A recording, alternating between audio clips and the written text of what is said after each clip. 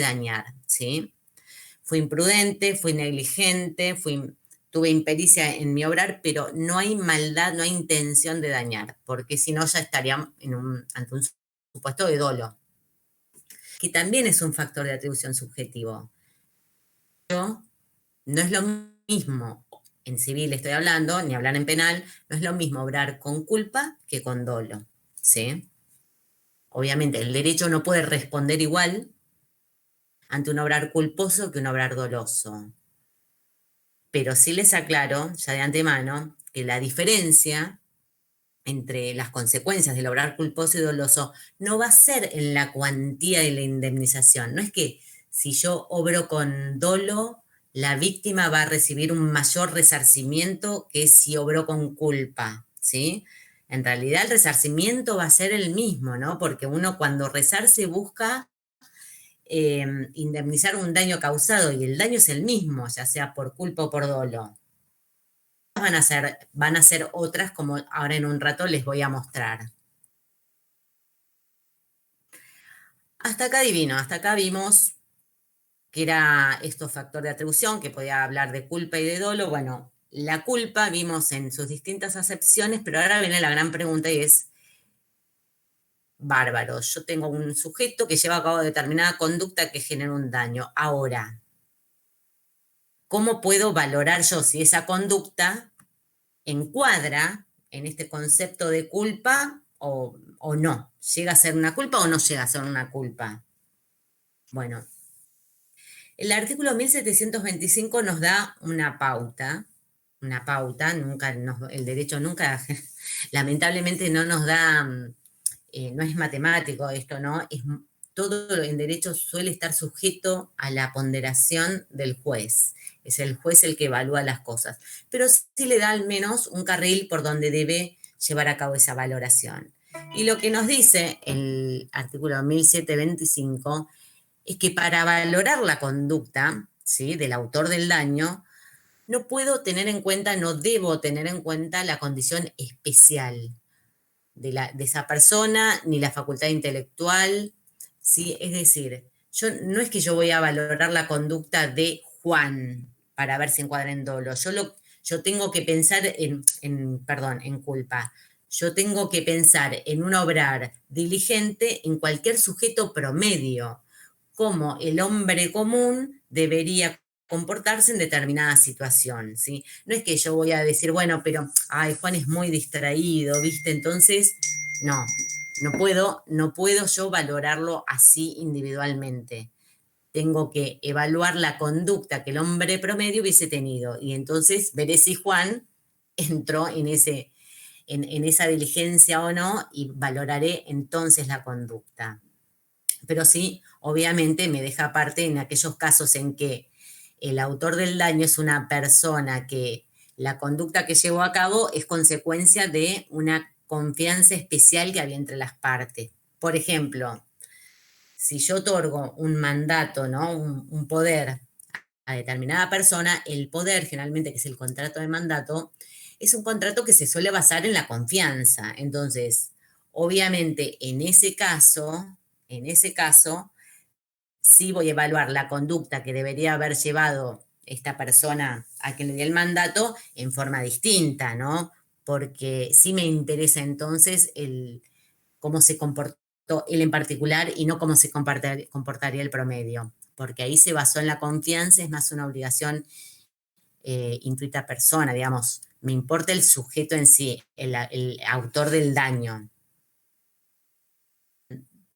Pero otra cuestión que hay que tener muy en cuenta, y esto es muy importante, y también estaba en el código anterior, es que hay que evaluar que cuanto mayor sea el deber de obrar con prudencia todas las cosas, mayor es la diligencia que se le va a exigir, ¿sí?, a la gente que causa el daño.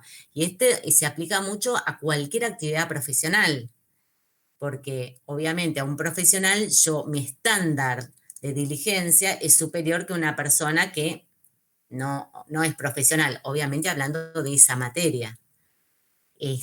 Con lo cual, esta es otra pauta de valoración que hay que tener.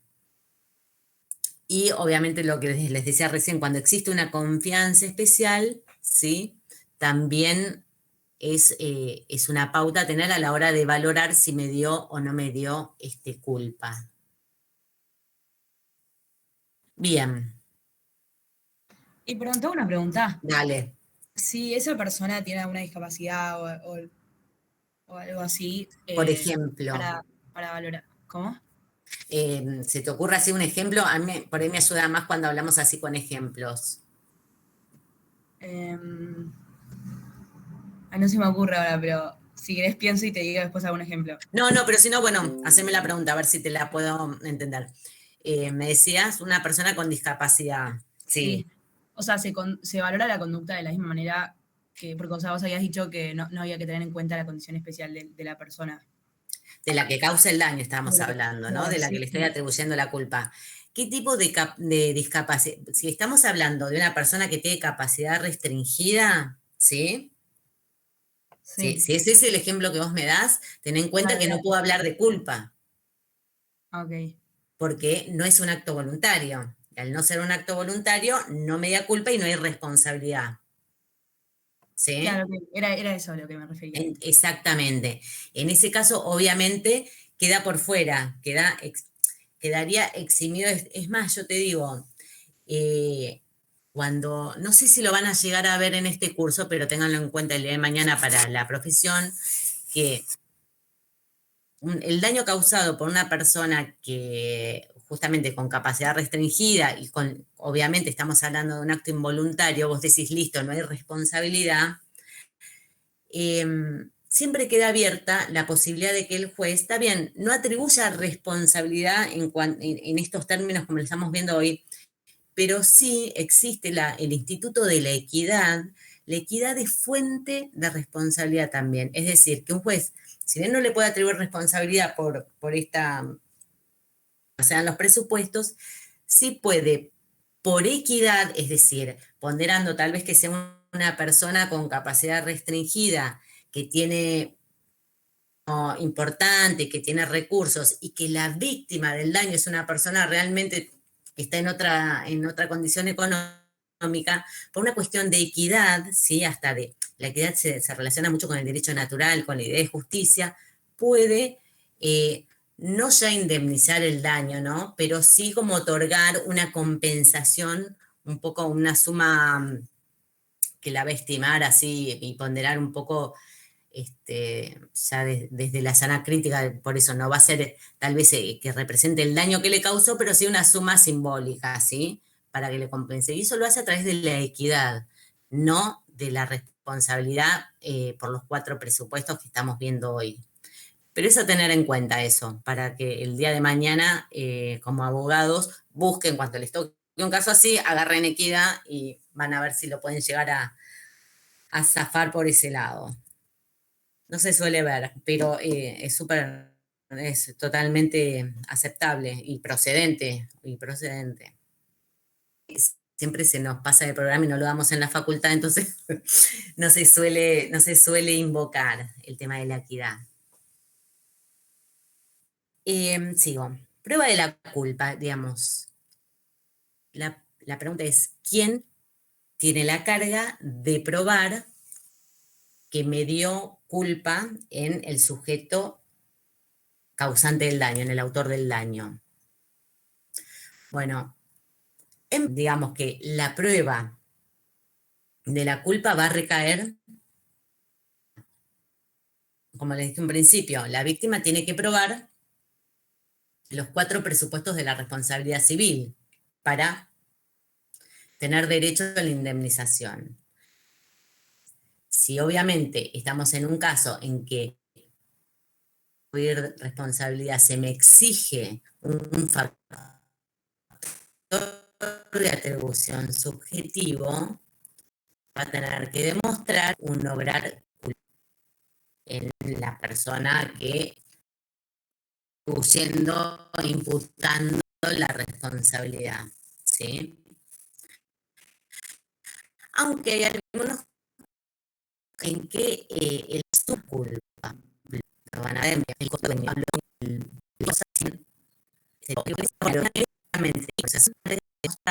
el actual en general, digamos, si se cumplió la tarea falta, hay que demostrar que la prueba.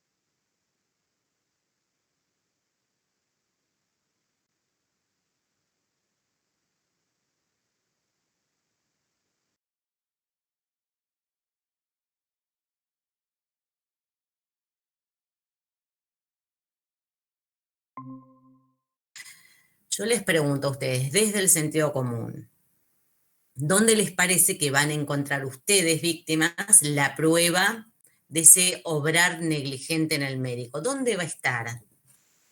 ¿Dónde lo puedo yo encontrar? A ver, ¿qué pasó con esta persona y este médico?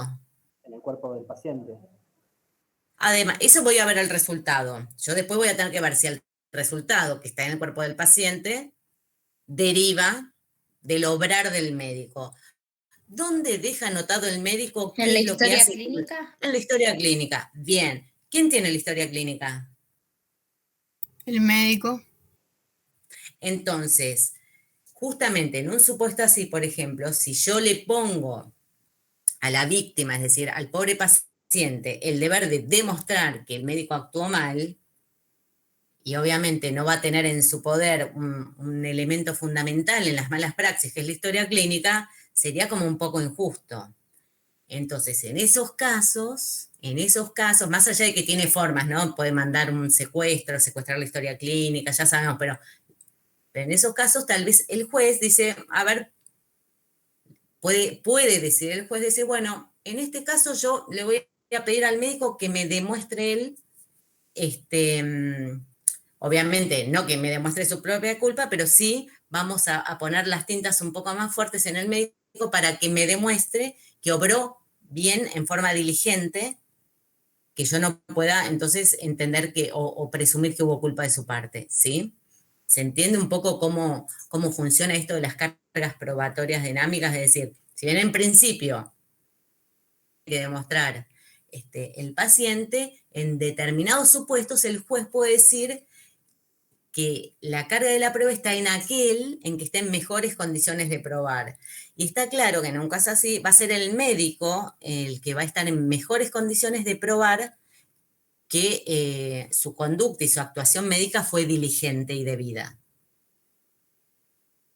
Lo mismo pasa, es muy común que pase, y de hecho hay una norma específica sobre este tema en materia de derecho del consumidor. El derecho del consumidor se supone ya, la ley presupone que hay una relación desigual entre el consumidor y el proveedor de un servicio. Y que de hecho, como la información de cualquier relación de consumo la va a tener el proveedor, ahí la carga probatoria se le suele imponer al proveedor porque va a estar en mejores condiciones de probar, ¿sí? Entonces, resumo y repito, si bien la carga de la prueba de la culpa va a estar en cabeza de la víctima que alega el obrar culposo, el juez puede en determinados supuestos imponer que la prueba quede en cabeza de quien esté en mejores condiciones de probar, ¿sí? Ahora, déjenme ver, bien, antes de pasar a la otra, quiero quedarme acá con esto de los eximentes. ¿Qué es esto de los eximentes? Cuando hablamos de los eximentes, es aquellas circunstancias que el deudor o el imputado como responsable, el señalado como responsable, a eximirse de responsabilidad y que el juez diga, no existe ningún deber de indemnizar, ¿sí? Entonces, ¿Puede ser un consentimiento informado, profe? Por parte ay, del qué hijo? lindo eso. Ahora vamos a ir a ese punto. Puede llegar a ser, sí, ese podría llegar a ser un caso.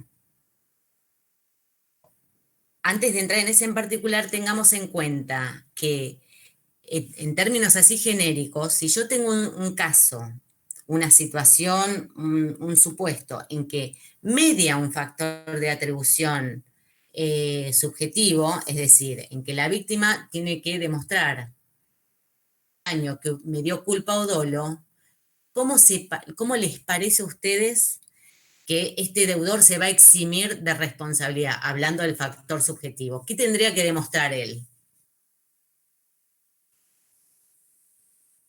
Es muy fácil la respuesta. Es la típica pelea de cuando éramos chiquitos. Si vos me echabas la culpa a mí, ¿yo qué te iba a contestar? Que Yo tenés no la tuve- culpa vos.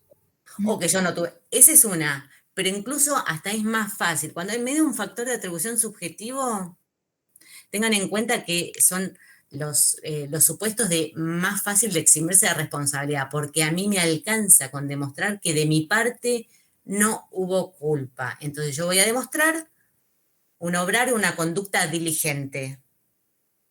Si justamente a mí se me imputa responsabilidad por la falta de diligencia y prudencia, a mí me alcanza con demostrar que obré en forma prudente y diligente para que el juez rechace la demanda.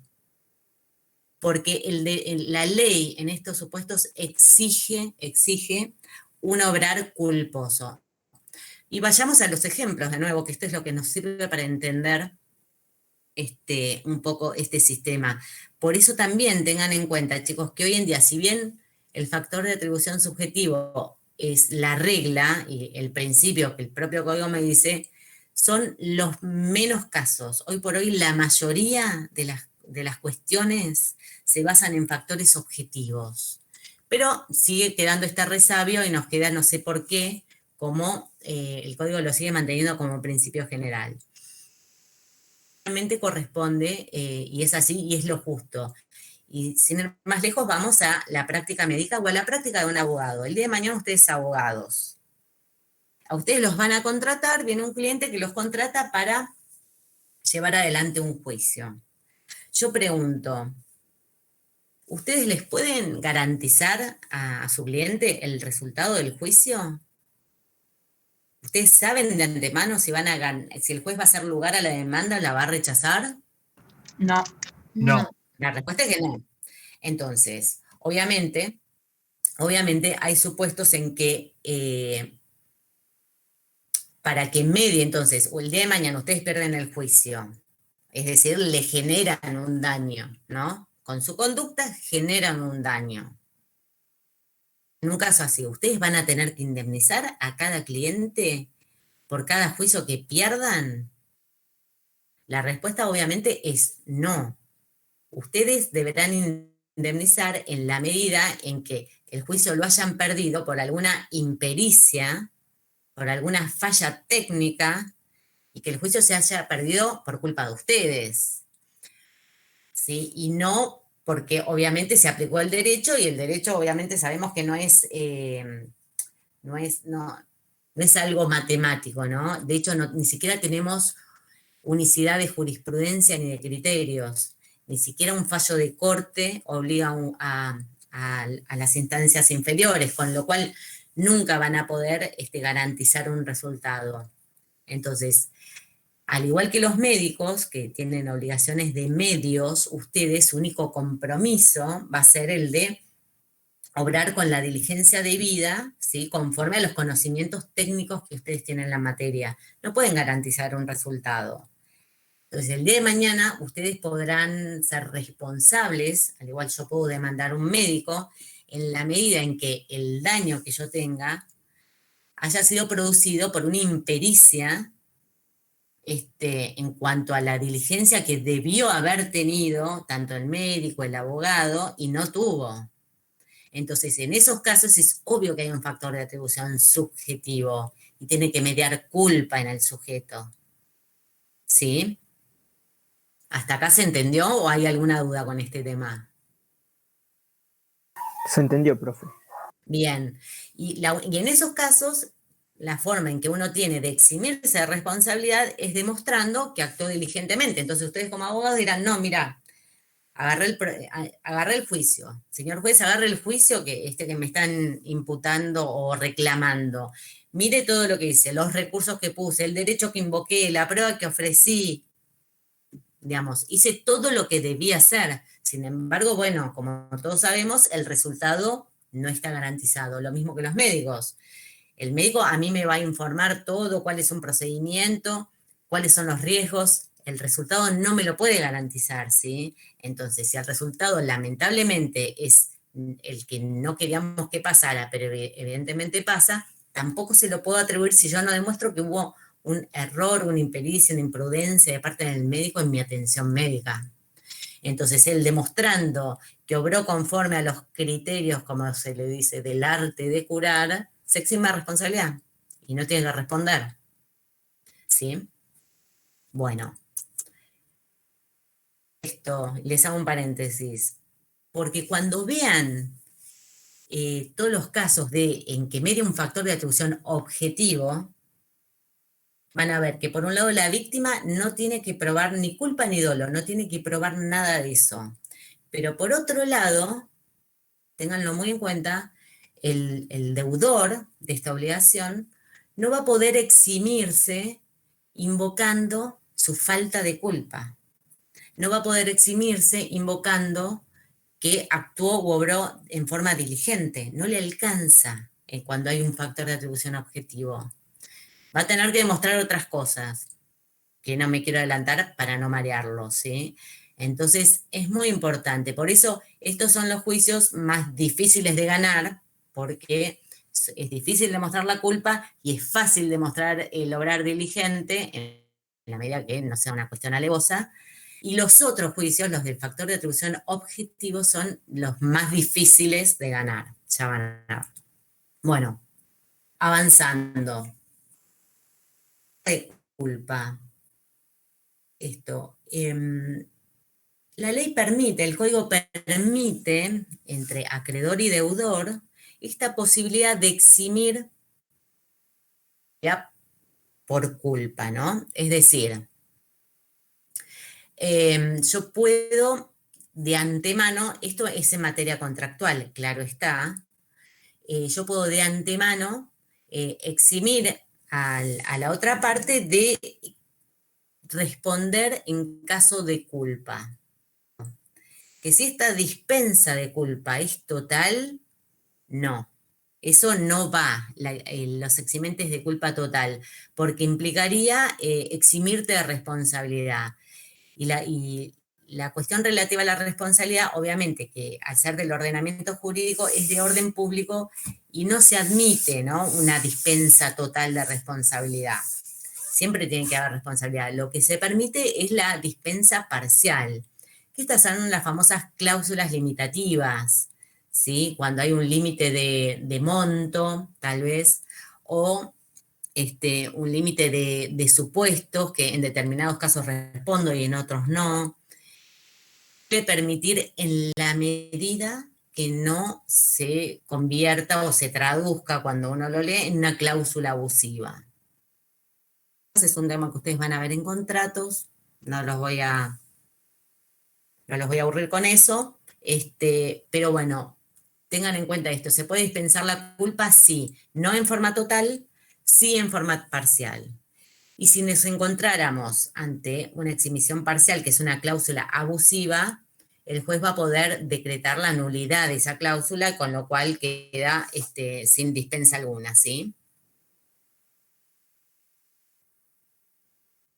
Y acá, bueno, justamente, artículo 1743 les puse dispensa anticipada de la responsabilidad. Dice que son inválidas las cláusulas que eximen o limitan la obligación de indemnizar, indisponibles desde ya, cuando van en contra de la buena fe, leyes imperativas, cuando son abusivas.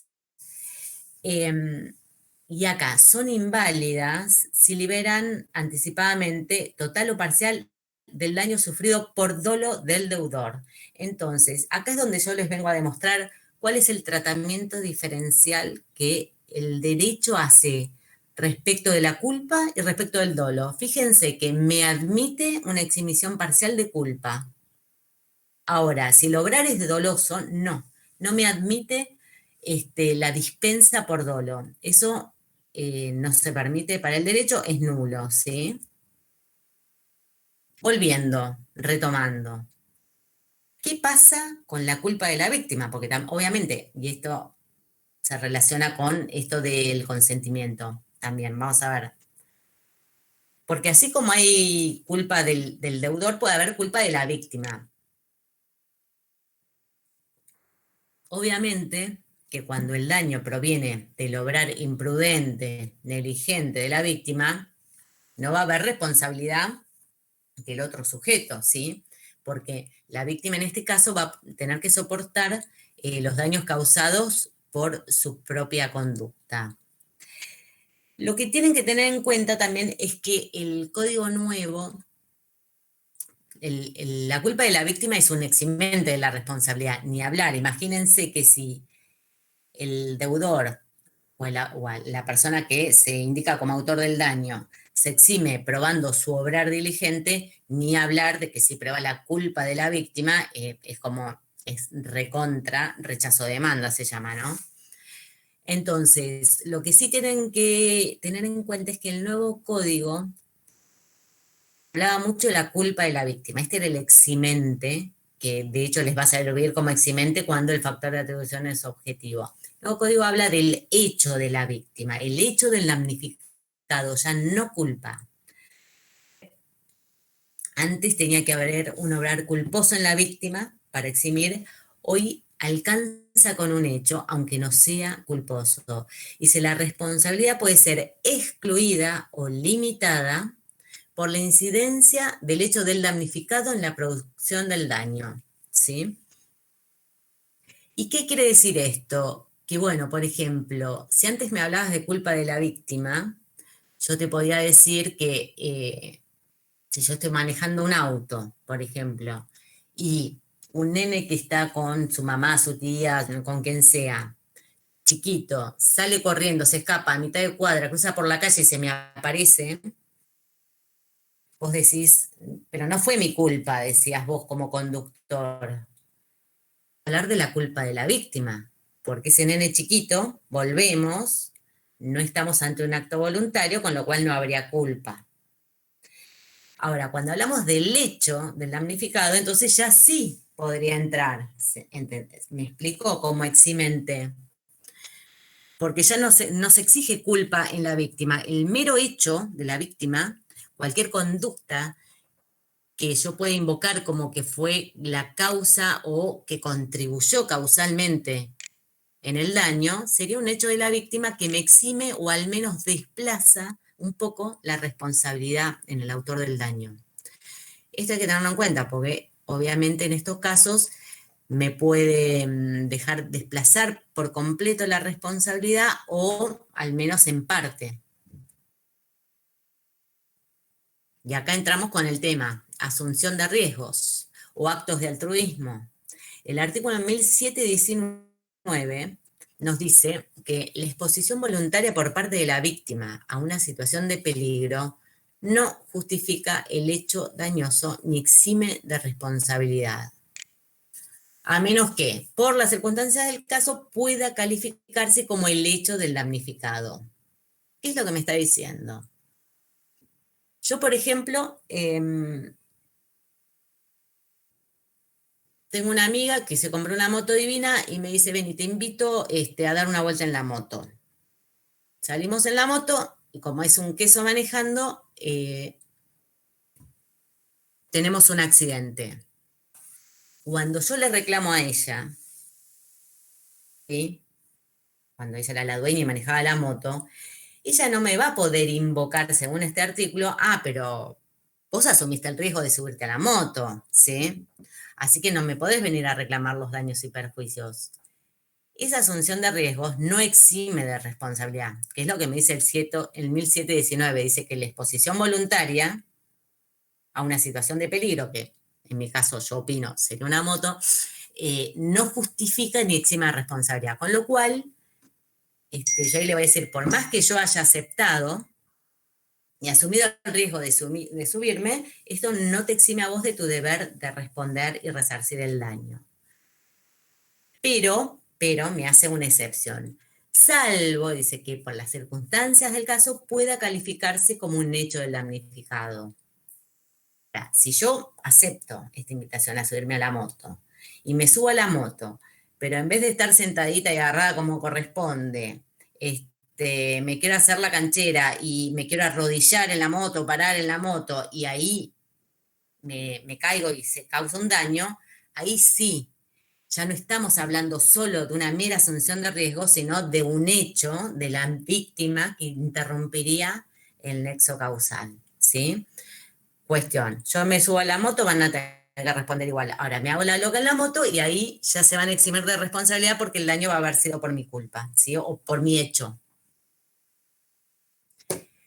Los actos de altruismo, el código en el mismo artículo los trata distinto. Estos actos de altruismo son esos actos en que uno se arriesga para, digamos, se pone en peligro para salvar o impedir que se produzcan daños en los bienes de otra persona. Es el tema de cuando, no sé, te tirás a la pileta a salvar a alguien que se está ahogando. Son esas cosas que uno hace como de, no me sale la palabra, pero bueno, son de buena gente que uno es, ¿no? Y me estoy exponiendo un daño, voluntariamente, obviamente, pero para evitar que otro sufra un daño. Entonces, en esas situaciones, preguntan, yo me arrojo en un acto de altruismo y yo sufro un daño. ¿Alguien responde? ¿A quién se lo puedo reclamar? Y ahí lo que te dice es que más allá de que vos obviamente voluntariamente te expusiste a este riesgo para salvar, le vas a poder reclamar al autor del daño, por ejemplo, en el caso de un edificio que se incendia, yo entro para salvar a un perro que había en el edificio y me lastimo, bueno, obviamente le voy a poder reclamar todo a la persona o al responsable en que se haya prendido fuego ese edificio, eso ni hablar. Pero también el derecho me permite reclamarle el daño a la que se vio beneficiada con mi acto de abnegación, como le dicen, ¿no? Con mi acto de buena voluntad. En ese caso también, pero en la medida, no me van a esa persona yo no le puedo reclamar todo el daño sufrido, sino que le voy a poder reclamar hasta un límite que es en la medida en que se vio beneficiado. Eso, materia de prueba y de apreciación del juez, hasta dónde sería la extensión de ese resarcimiento. ¿Dudas? ¿Hasta acá? Profe, ¿podés Escucho. repetir eso último que dijiste del juez y las pruebas, que no lo entendí muy bien? Claro, porque acá en el tema de estos actos de altruismo, el código me dice, vos tenés 2 vías acá para reclamar el daño que sufriste con este acto heroico de tu parte, ¿no? Obviamente al autor de toda esta situación de riesgo, le vas a poder reclamar todo el daño que vos sufriste. Ahora, la persona que vos beneficiaste con esto, en este caso del ejemplo que les dice, al dueño del perro, yo no le voy a poder reclamar todo el daño. Solamente le voy a poder reclamar en la medida en que esta persona se vio beneficiada con mi acto. ¿Cómo se mide? Bueno, eso lo mide el juez, ¿sí? Es algo que evalúa y que pondera el juez.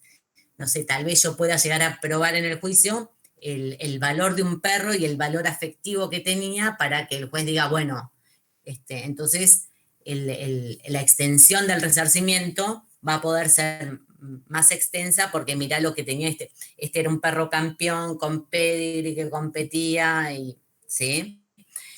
Por eso es materia de prueba en la medida en que yo lo pueda probar, también de que el juez evalúe y pondere a cuánto le parece a él que corresponde extender ese resarcimiento. No sé si fui más clara. Sí, un poco. Sí, pero ahí lo entendí un poco mejor.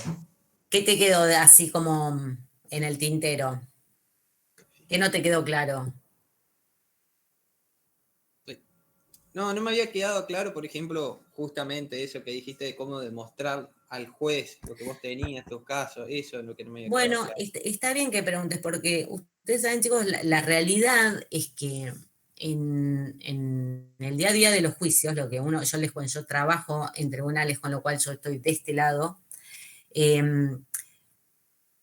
uno cree que la parte más difícil es la parte jurídica, ¿no? Y cómo estructurar y cómo fundamentar con argumentos jurídicos un reclamo, pero en realidad yo les digo, es muy difícil también el tema de la prueba. Prueba de todo lo que vos querés ir invocando o incluso del daño, es un tema de ingenio, no es tanto de derecho, es qué tan ingenioso yo para ver cómo demuestro determinado cosa que yo invoco, porque no te alcanza con testigos. Muchas veces un testigo te puede demostrar hechos, pero en realidad la prueba, la materia de prueba, es mucho más compleja. Igual cuando a ustedes les toque cursar procesal, ahí van a tener un poco más idea de los medios de prueba y eso te va a ayudar a ingeniarte, qué sé yo. En un caso así del perro, yo te soy sincera, ponele que si es un perro que tiene pedigree, que está inscrito, bueno, yo mandaría a pedir informes, obviamente, al Club Kennel, no sé dónde es el que emite los títulos de los perros, a cualquier asociación de perros si tiene premios para que informen si este perro era uno de esos perros premiados. Buscaría publicaciones o mandaría informes a Mercado Libre para que me digan cuál es el precio de un perro de estas características, de las que están publicadas. Son cosas que se me ocurren, pero no necesito ser abogada para esto. Al contrario, tengo que ser ingenioso más que abogado, ¿sí? A ver cómo demostrar beneficio que recibió la persona que fue favorecida por mí. Bien. Estamos ahora con el consentimiento del damnificado. Estábamos hablando, vuelvo, cuando hablamos de culpa de la víctima o del hecho de la víctima, esa conducta que la víctima lleva a cabo que puede llegar a eximir o no de responsabilidad, ¿sí? Habíamos visto asunción de riesgos, en principio no, salvo que ese riesgo configuraba un hecho de la víctima, ¿no? Como que la víctima con su conducta fue la que causó el daño. Actos de altruismo, lo de recién. Obviamente hay que indemnizarlos. La persona se expone al riesgo y al daño, pero lo hace en beneficio de otro, así que hay que indemnizarlo. ¿Qué pasa con el consentimiento del damnificado? El 1720 nos dice que el consentimiento libre e informado del damnificado, en la medida que no constituya una cláusula abusiva, libera de responsabilidad por los daños derivados de la lesión de los bienes disponibles. Entonces, este sería el caso, como veíamos, del consentimiento informado, ¿sí? Un poco, que se supone que es cuando el sujeto es informado de los riesgos a los que se va a someter, ¿no? Es debidamente informado y los acepta. Entonces, si en ese caso, habiendo aceptado los riesgos, se produce uno de los resultados que uno no esperaba, o no eran los queridos, pero se produce, y había sido debidamente informado, y yo dije, bueno, no importa, igualmente, no habría responsabilidad. Este es el famoso caso, obviamente, en las cirugías, cuando uno se somete a determinados procedimientos que te hacen firmar un consentimiento informado. Con lo cual se supone que ahí la víctima estaría aceptando la posibilidad de sufrir un daño, entonces no habría responsabilidad. Lo que hay que tener en cuenta acá, chicos, es que muchas veces habla por eso, en la medida en que no constituya una cláusula abusiva. ¿Por qué? Porque en la práctica se ve que este famoso consentimiento informado no es tal, digamos, porque el consentimiento informado que este artículo reglamenta y regula, no es que el médico antes de la cirugía me presente una hoja, me diga firma acá y listo. Es que realmente haya una explicación, ¿no?, a la persona de qué es lo que pasa, cuál es el riesgo, cuáles son los tratamientos alternativos que puede llegar a tener, cuáles son las consecuencias, y que efectivamente, sabiendo todo eso, con toda esa información, acepte, consienta. Si no, no hay consentimiento. Entonces, por eso se hace la aclaración. En los juicios de mala praxis generalmente se cuestiona mucho el consentimiento informado, porque suele pasar esto, que raras veces les explican o no está bien desarrollado o no está bien demostrado. Pero en la medida en que demuestren que se le informó debidamente y que la persona aceptó someterse a estos riesgos, no habría responsabilidad.